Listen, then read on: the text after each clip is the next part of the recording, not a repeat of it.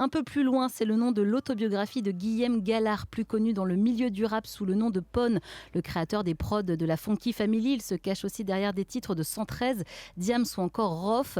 En 2015, il révèle qu'il souffre de la maladie de Charcot, paralysé, muet, tétraplégique, aphone. Pone n'a pas quitté son lit médicalisé depuis des années, mais il continue la musique et il a écrit ce livre grâce à un logiciel de poursuite oculaire. On en parle ce soir avec sa femme Wahiba. Bonsoir. Bonsoir. Dans cette autobiographie, Pone semble tout raconter, son enfance, la découverte du grave, du rap, du matos pour produire la musique, la rencontre avec Ayam, votre mariage, la vie de famille, la maladie. Pourquoi a-t-il eu envie de se raconter ? C'est venu en fait naturellement. Au départ, il racontait sur Facebook des petites histoires et les personnes qui le suivaient aimaient. Au fur et à mesure, tout le monde commençait à lui dire tu devrais écrire un livre, tu devrais écrire un livre.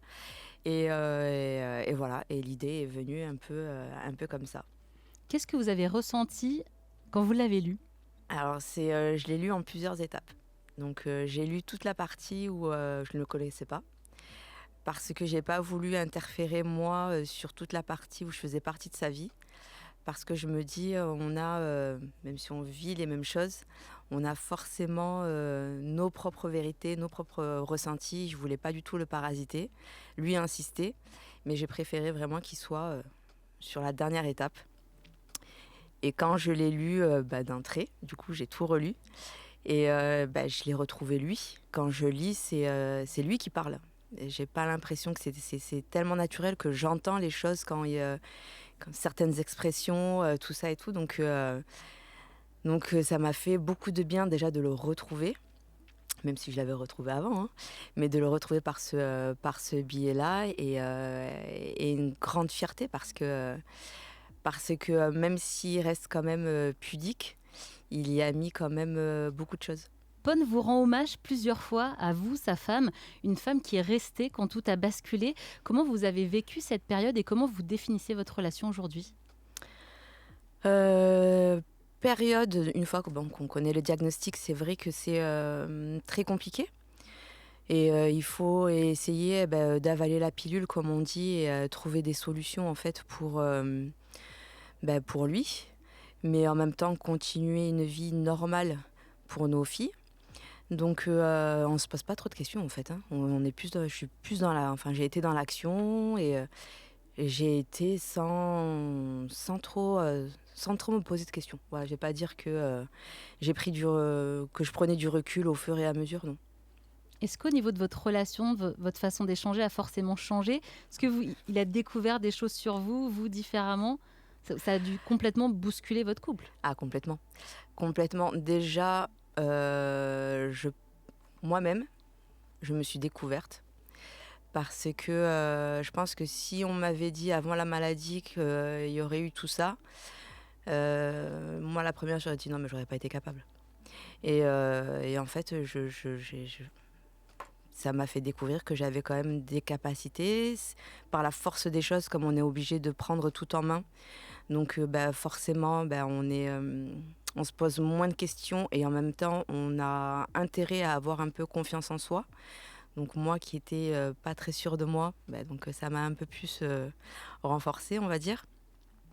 Et après, entre nous, on a toujours été complices. Donc du coup, c'est clair que ça l'a renforcée.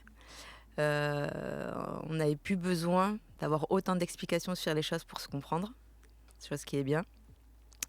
Et en même temps, une autre façon de communiquer, quelque chose de plus posé.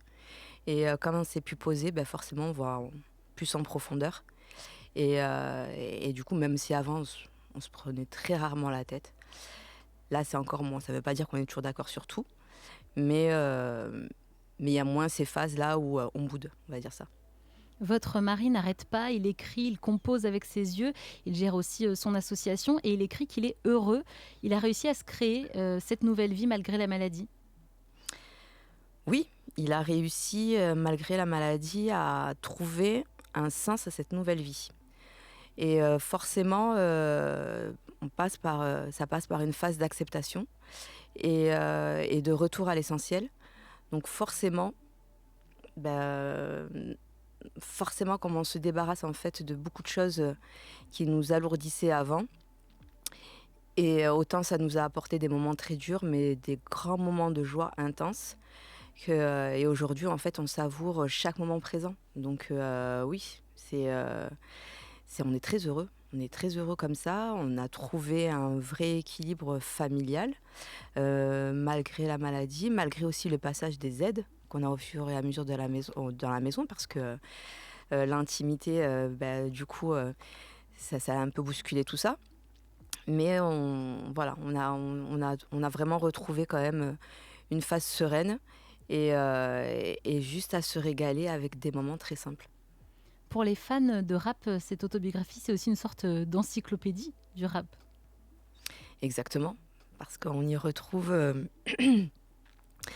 déjà, il commence un peu avec sa période Graph, où justement il parle du début du mouvement hip-hop, comment lui est tombé dedans. Et toute cette évolution jusqu'à la constitution de son groupe et toutes les rencontres qu'il a pu faire, que ce soit en France ou à l'étranger. Et du coup, c'est vrai que pour toute cette génération-là, ils vont y retrouver beaucoup de choses et ça va leur parler en fait. Dans le documentaire de Brut, l'an dernier, on voyait l'humoriste et imitateur Marc-Antoine Lebré faire des prises de voix pour imiter la voix de Pon, car aujourd'hui, votre mari, on l'a dit, ne peut pas parler, mais s'exprime avec la voix d'un logiciel. Et aujourd'hui, la voix que vous entendez, c'est celle de Marc-Antoine version Pon. Ça a changé quoi dans votre vie ? Alors, Marc-Antoine a fait l'imitation de la voix de Pon, c'est vrai. Le logiciel n'est pas tout à fait au point. Donc, du coup... c'est très rare où on bascule sur la voix de Marc-Antoine sur l'ordinateur parce que la technologie a besoin d'évoluer un peu plus pour que ça reste bien net. Mais le chantier est toujours en cours, donc c'est cool. Mais après, il faut savoir que la voix qu'il a, c'est une voix en fait qu'on peut retrouver sur un GPS, c'est des voix Siri, exactement, ouais. exactement. C'est exactement la même voix. Donc et quand on sait que la voix, c'est une partie aussi de la personnalité de la personne, donc nous en tout cas, que ce soit mes filles ou moi, même pas, on avait besoin de retrouver sa personnalité parce que c'est très froid, c'est monotone. Des fois. Lui, il veut dire les choses simplement ou des fois avec humour. Et du coup, ça passe à côté. Et on se disait, c'est dommage. Et quand on a su qu'il y avait une possibilité justement de pouvoir retrouver ça, on s'est dit, il faut le faire. Vous espérez aujourd'hui que les nouvelles technologies vont encore avancer pour pouvoir que ce soit vraiment plus réel et plus fréquent ? J'espère pas, c'est que ça avance. Ça avance, donc je pense que c'est juste une histoire de quelques mois. Donc voilà, mais ça, c'est juste des petits ajustements en fait, juste pour que ça soit fluide et qu'il y ait vraiment toutes les intonations. Là, c'est nous qui titillons pour que vraiment il y ait toutes les intonations, les tons, et que Pon puisse s'exprimer vraiment comme il veut. Pon a fait un album en hommage à Kate Bush qui a fait le buzz, elle, récemment avec sa chanson Running Up That Hill qui est passée dans Stranger Things. Elle a écouté son album, elle fait carrément la préface du livre. Il doit être comblé. Ah mais il est aux anges même. Il faut savoir que c'est une artiste qu'il a toujours admirée et qui, même dans un des albums de la Funky Family, il avait déjà samplé un des morceaux de Kate Bush. Donc là, avoir son aval, plus ses compliments. Et voilà, et c'est vrai que quand il a écrit son livre et qu'il réfléchissait à la préface, on a trouvé que Kate Bush, ça allait de soi et ça avait du sens. Et quand on lui a posé la question et qu'elle a accepté tout de suite, ça a été un grand moment de bonheur pour lui. Qu'est-ce qu'on peut vous souhaiter pour la suite à tous les deux ? De continuer comme ça, qui continue encore avec tous les projets qu'il a en tête, qu'il puisse les réaliser. En tout cas, on se bat au quotidien et tout pour que tous ces projets voient jour. Et encore de très, très longue vie, qu'il puisse voir ses enfants grandir. Et voilà. Merci beaucoup Waïba d'être passée dans 15. Je rappelle que vous êtes la femme du beatmaker Pon qui vient de sortir son autobiographie Un peu plus loin. À bientôt, merci. Merci.